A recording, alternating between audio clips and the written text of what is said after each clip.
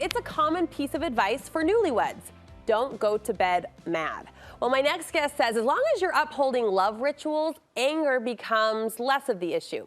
Relationship coach Tara Blair Ball is on a mission to help couples go from toxic to happy. She's joining me now through the screen with how you and your partner can begin practicing rituals of love, specifically for each love language. Hi, Tara, how are you? Hi, I'm great. How are you? I'm doing well, and this is such a unique connection point. We've all heard of the 5 love languages by now, but you say these rituals of love should be closely connected with how we receive love or give love. Explain what a ritual of love is. So, ritual love is actually a term I came up with, but it is things that you and your partner commit to doing for and or with each other every single day, regardless of how you're feeling about them. So even if you're mad, even if you're irritated or sleep deprived, it's one little act. And that's the important part. It is a little act. So it shouldn't take a lot of time, energy, planning, forethought.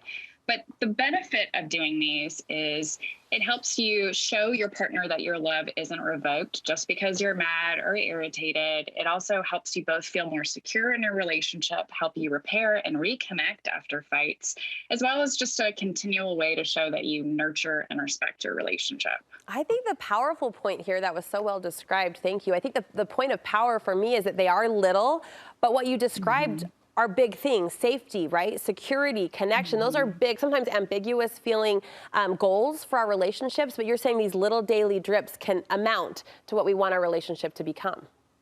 Exactly. James Clear has a great topic or a great quote where he talks about how if a plane moves just 1 degree, that can actually change the trajectory of where the plane lands. It could be a whole different side of the country. So I think it's good to think about adding doing one little thing and how that can really build up if you're consistent with it, if you do it every single day. Let's pump through some ideas, some examples, all throughout a love language, one of the 5, and you maybe jump in with a few rituals that could support that love language. First, physical touch. If your love language is physical touch, what would be a love ritual I could try?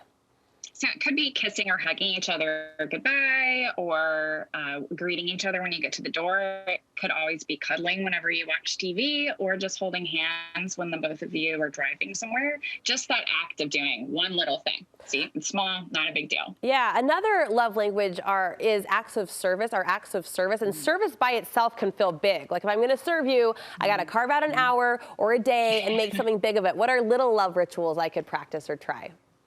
So making each other coffee or a morning beverage or a breakfast, if you're, clean out something for them or do a task for them that that they hate to do. My husband always brings me coffee every morning. So that's our thing. So it can be tiny, and it can also be something you plan the night ahead. So you set up the coffee pot the night ahead and then it's ready to go the next morning. What about quality time, if that's your love language or your partner's love language? So going on walks together, eating meals with no phones, or going to bed at the same time. Gift receiving, you say it can be something as small as a little treat you pick up at the grocery store or something you make, something you see they need and you grab. What about words of affirmation? These can be small sentences, right, that can make the difference you describe? Right. Ending every conversation with I love you, putting love notes in their work bag or lunchbox, telling them, something that you love about them every single day. As I'm thinking about this, easy to jump into these rituals if your relationship is feeling connected and feeling alive and thriving. Maybe a little harder if your relationship is feeling in a rut. This could feel like an abrupt, kind of cheesy outreach. If you feel hesitant to begin practicing these love rituals, what would be your advice for a couple who fits in that category? I think it's always important to have an agreement with our partner, being able to have a conversation of, I'd really like to start this. What do you think? Let's just try it and see how it goes. But if we're not already feeling, connected, it could be important to figure out what's that hesitation or discomfort coming from. We've got to have emotional safety in the relationship. And so if we're not having that, we might need to have a deeper conversations, get third-party help. Doing this could also irritate us because we feel like it's just one extra thing and we already do so much. That's, again, another conversation to have with our partner of, I really want to do this, but I worry that if I do it, I'm going to feel taken for granted. I'm going to keep score. I'm going to be resentful. And, a lot of advice, if you are going to be resentful in your relationship, just don't do it. Have a conversation. If it's bringing up fights, resentment, this isn't the advice for y'all. Just find something else that works for you that's better. Every relationship is different. Every relationship is unique.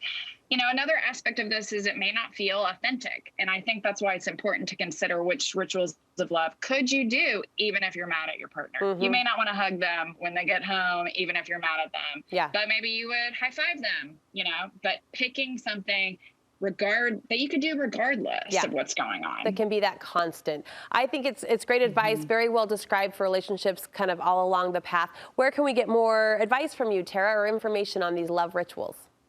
You can find me on Instagram and TikTok at tara.relationshipcoach. You can also find my website, which is tararelationshipcoach.com. And I also have a free worksheet that y'all can download called How to Create Love Rituals with Your Partner. Nice. Thank you for sharing. Thanks for checking in. Good to meet you through the screen. Thank you.